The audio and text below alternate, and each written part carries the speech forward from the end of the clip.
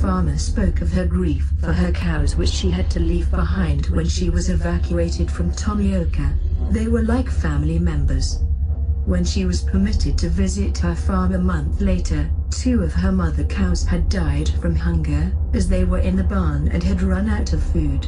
Miraculously their calves were still just alive, and when she released them into a field, they succeeded in getting milk from another mother cow.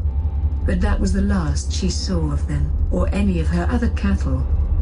If it had only been an earthquake and tsunami disaster, we would not have had such a loss of cattle.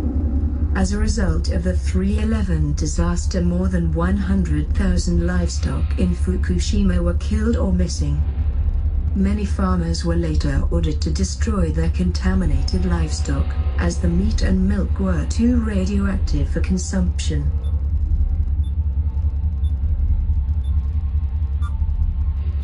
High-tech skyscrapers of glass, concrete and steel abound in Ginza, one of the world's most luxurious shopping districts, in one of the world's biggest cities, home to more than 37.8 million people.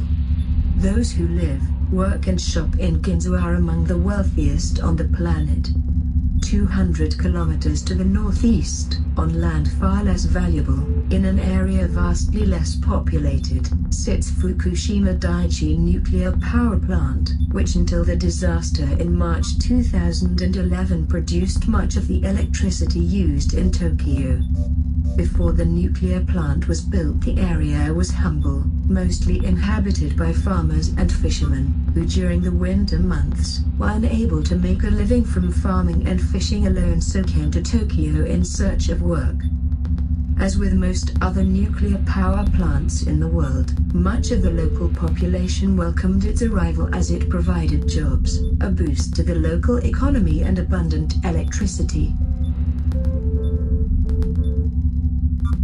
Japan is one of the most technologically advanced nations in the world, at the forefront in many areas of science, medicine, engineering and technology.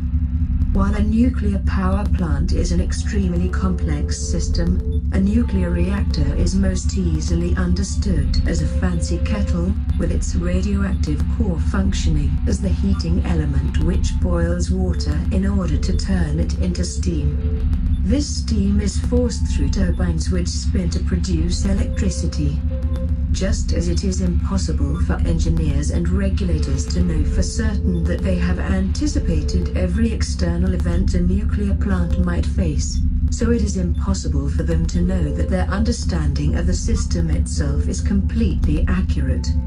Increased safety margins, redundancy, and defense in depth undoubtedly might improve reactor safety, but no amount of engineering wizardry can offer perfect safety, or even safety that is knowably at the level that nuclear plants require.